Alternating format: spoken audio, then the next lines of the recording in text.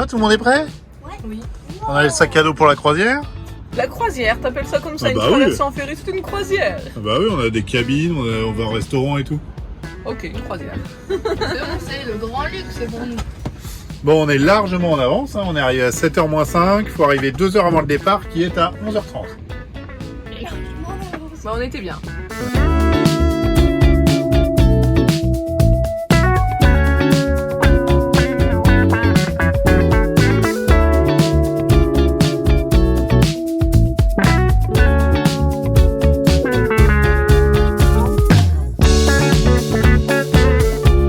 Ça y est, on monte. Vas-y, Dodo.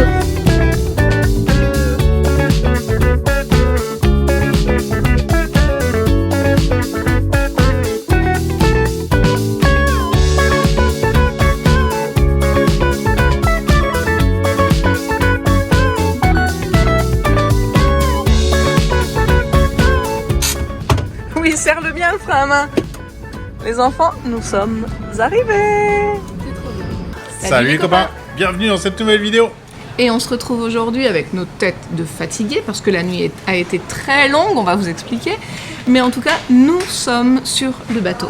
On n'est pas encore parti. On est au port d'Hirtshals au Danemark. Donc on a réussi à venir jusqu'ici. Donc on vous explique rapidement. Donc hier, en fait, on avait prévu de partir à midi. On s'était dit que comme ça nous laissait pas mal de marge si on avait une panne, une crevaison, enfin voilà, n'importe quelle panne. En fait, on préfère toujours jouer la sécurité. Ouais, hier lundi 14, hein, je précise. Donc, on n'a pas réussi à partir à l'heure du tout. Donc on est parti à 17h. 17h, bon, c'est à peine de retard, 5h. À peine de retard. Donc c'est-à-dire que notre marge de sécurité, elle s'est envolée. Quoi. Il nous restait 4 heures de marge de sécurité quand même. Oui, on avait prévu quand même vachement large, sauf que là, du coup, ça obligeait finalement à rouler quasiment, non-stop, quasiment tout d'une traite. Bon, en s'arrêtant pour faire le plein de carburant. Et manger. Et manger, mais c'est tout. Bon, donc c'est ce qu'on a fait. Donc on a roulé toute la nuit. Ça a été un petit peu fatigant, mais on est arrivé largement à l'heure. On est arrivé ce matin à 7h du matin au niveau du port. Donc pour passer les frontières Belgique, Allemagne, rien du tout. On nous a rien demandé à la frontière. Il n'y avait même pas de contrôle. Non, c'est juste un ralentissement sur l'autoroute et hop, ça passe. Il n'y avait pas de personnel. Et pour passer la frontière du Danemark, par contre, là, on a eu un petit contrôle rapide de nos pièces d'identité, vérifier qu'on avait bien tous les deux un PCR négatif. Comme on était en transit, il n'y avait pas besoin de test pour les enfants. Et donc, nous sommes arrivés ici sans encombre. Voilà, donc on avait besoin d'un test PCR négatif pour Alison et moi, juste pour faire les pays en transit et pour arriver surtout au port au Danemark, pour pouvoir rentrer sur le port avec le camping-car. Exactement. Donc ensuite, une fois qu'on est rentré sur le port, bon bah il y a différentes files d'attente, on attend un petit peu, et là on a refait un test. Alors je ne sais pas comment ça s'appelle parce que celui-là c'est pas dans le nez, c'est dans la bouche. C'est carrément, il vient de titiller la glotte là. Donc c'est un test salivaire en fait, mais je sais pas comment il s'appelle celui-là, mais bon. Voilà, peu tout le importe. monde à bord du camping-car, donc là, tout le monde. Même les enfants. Everybody, all people. Et puis ensuite, nous étions de nouveau dans la petite file. Nous sommes montés avec le camping-car dans la soute et on a déjà pris donc possession de nos chambres. Voilà, donc 2 petites cabines, on a pris les moins chères possibles. Hein. Donc il n'y a pas de fenêtre, il n'y a pas de balcon, il n'y a que dalle. Alors c'est un bateau qui ressemble un petit peu quand même à un bateau de croisière. Ouais, c'est agréable. Ouais, donc là, on est au niveau de la cafétéria. Les enfants, bon là on les voit plus, mais ils sont déjà en train de jouer dans les structures de jeu. Il n'y a pas beaucoup d'enfants à bord, hein, a priori, là. Non, c'est clair. Et puis, on va prendre le départ. Là, il est 10h40. On va prendre le départ à 11h30 en direction des îles Féroé, d'abord, où on fera escale demain. Puis le dernier morceau des îles Féroé en Islande pour, entre mercredi et jeudi. On arrive jeudi matin en Islande. Ici, au niveau 6, Voilà, il y a Teen Room. Cool. Oh, vous allez être malheureux, là. Mathieu, il est trop heureux. Vous avez, juste, Content, hein. vous avez juste pas le droit d'être à plus de 6 en même temps. On est 6 personnes. Alors, c'est là. Mais j'ai trop envie de commander. Il y a que 6 manettes, donc c'est logique. Bon, bah, c'est pas mal du tout, hein, tout ça. C'est pas mal. On a poursuivi l'exploration du bateau et de ses différents niveaux. Il y a des jacuzzis là-bas. Maman, il va faire hyper froid quand on sera Bah, faut rester dedans. jusqu'au pont supérieur où là, on a pu observer le départ.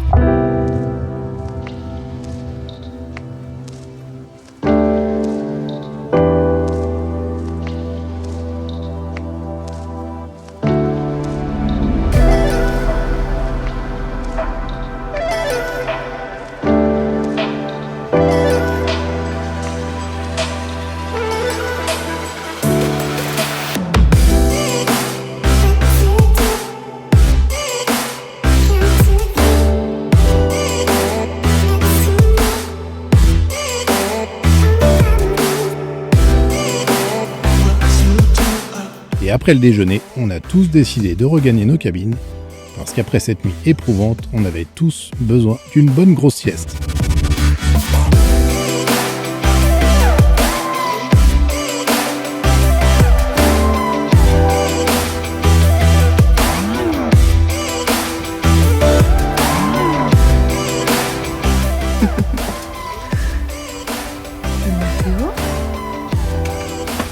La sieste fut bonne.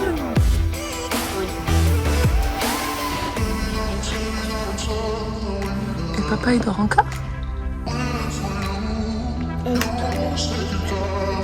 On a tous dormi dans la même cabine là pour la sieste. Bon appétit. Bon appétit. Bon appétit. Bah tu manges rien toi? Si, je vais manger ça. Ça a pas l'air très bon. Non, ça va sonner, je vais avoir ma pizza. Ok. Bon, nous venons de quitter les îles Féroé, enfin ça fait déjà 1h30 quand même. Et donc prochaine étape, demain matin 8h30 je crois, nous arrivons en Islande, à Sandefjord. Et il faut s'attendre cette nuit à avoir des vagues beaucoup plus importantes. Voilà, bon là ça bouge déjà un petit peu, mais la mer est plutôt calme. Oui, Et, c'est très calme. et Son, comment tu supportes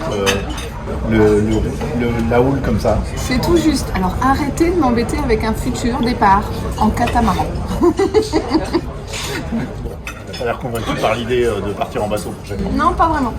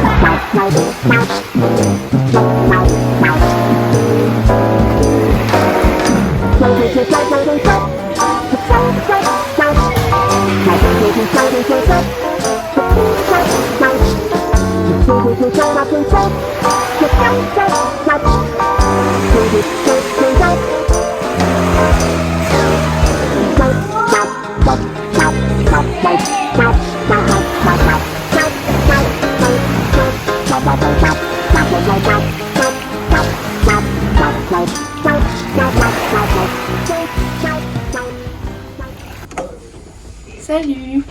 Voici la chambre des filles. Donc ici le lit de maman, ici le mien. Petite entrée. Voilà. Ok. La possibilité ici de mettre 2 lits en hauteur. Et la salle de bain.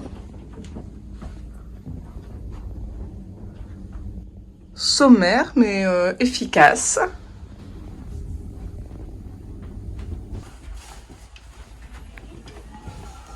Coucou. Ça y est, vous êtes prête? Prête? Et vous? Bah ça y est aussi.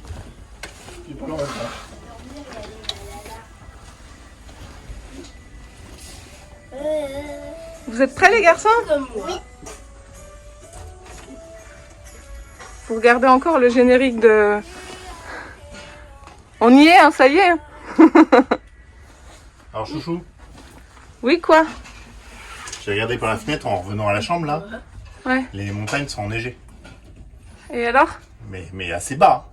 Et alors? Et là, le capitaine du bateau, il a dit qu'il faudra faire attention aux routes un peu verglacées. Oh my god. C'est pas l'été? Bah, on s'est trompé de saison, je crois qu'on a fait un bond dans le temps. Alors, il y a de la neige? Oh oui.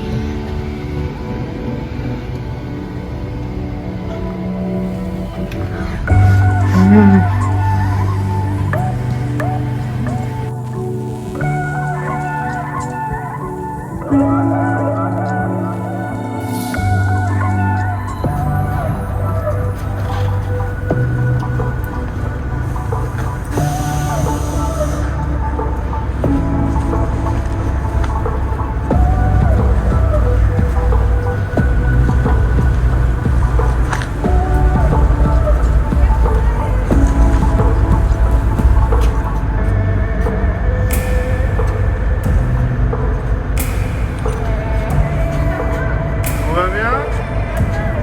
Ok, allez, on ouvre.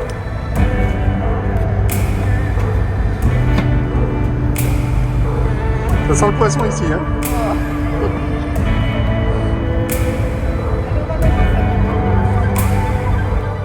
Ça y est, on est ouvert, on est à quai. Nous sommes arrivés en Islande. C'est parti les enfants, nous arrivons.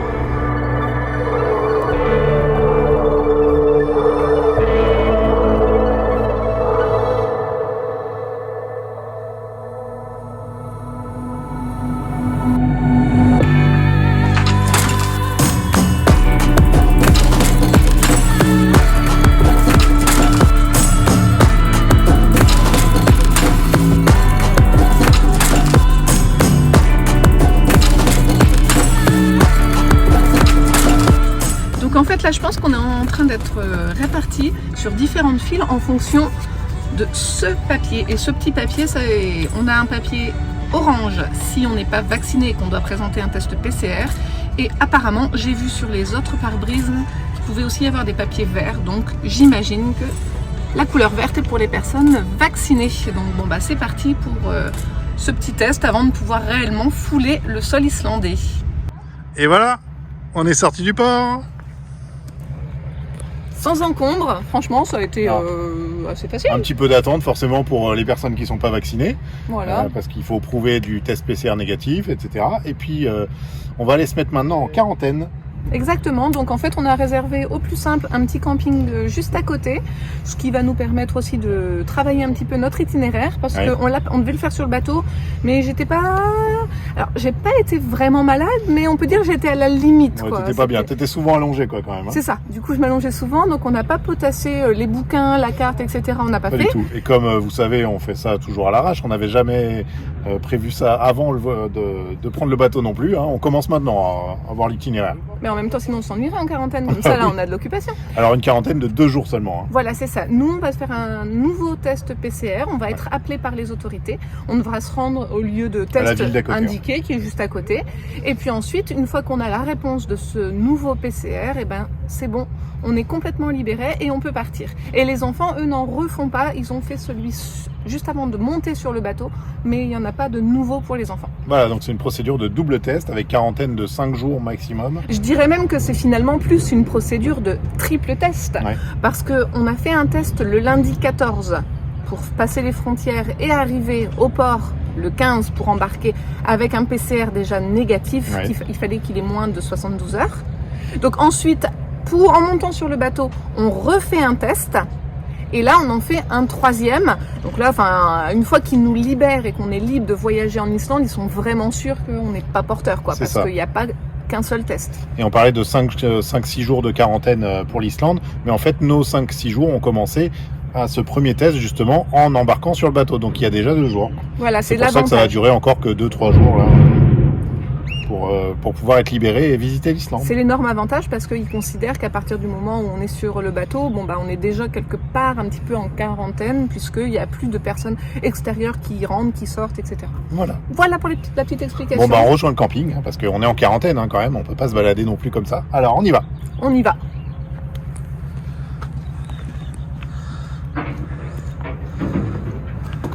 Allez, on s'attache, on est parti les petits loups. Et aujourd'hui nous sommes le samedi 19 juin. Ça y est, quelques jours se sont passés, on a pris doucement nos marques, on a fait des petits tests, on voit quelle température il fait le matin quand on se réveille dans le camping-car. Ce matin il faisait 10 degrés, donc ça va.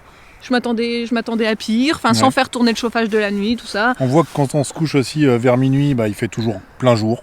Ouais, ça c'est bizarre, il fait jour tout le temps, du coup. Mais voilà, on prend nos marques, on fait des petits tests sur l'électricité avec Schtroumpf et tout ça.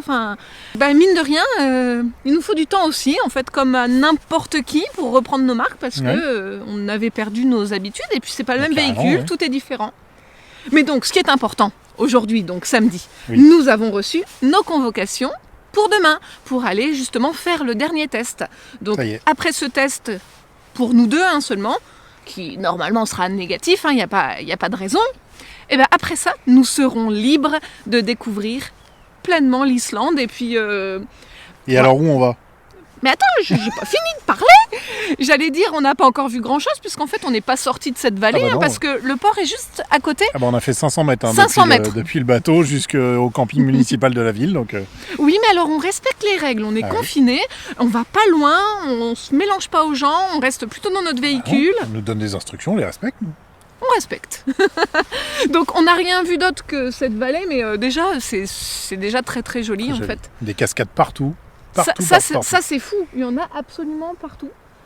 On voit aussi donc qu'il avait neigé la veille qu'on arrive et on voit que là ça fond.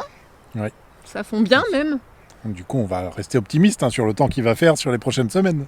Non mais ça y est, c'est l'été, c'est pas normal qu'il y ait encore un petit peu de neige et tout ça en cette saison, donc c'est juste normal. Voilà. Et donc on va où ?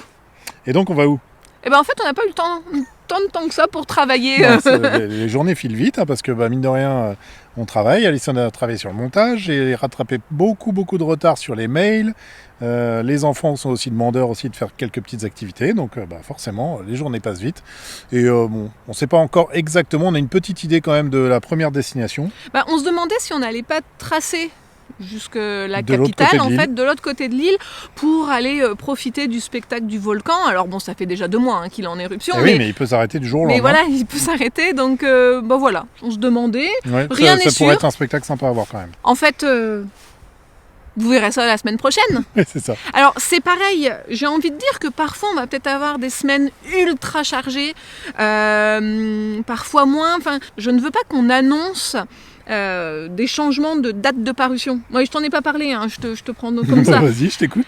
Non, mais ce que je veux dire par là, c'est qu'on va vraiment rester sur le dimanche. Le dimanche, c'est notre jour de parution. On va pas s'engager sur 2 vidéos semaine ou ce genre de choses parce que... Ou des vlogs même. Non, pas pour le moment. Non, on va pas s'engager sur ce chemin-là parce que il faut qu'on retrouve nos marques, il faut qu'on profite du voyage parce que c'est quand même la première raison, c'est de profiter du voyage en famille. Donc il faut pas qu'on se mette trop de travail sur le dos. Mais peut-être qu'il y aura quand même des semaines où on aura le contenu pour faire plusieurs vidéos. Voilà, exactement. C'est ça que tu veux dire. C'est ça que je voulais dire. Okay. T'es d'accord ou pas ? Oui, on est complètement en raccord.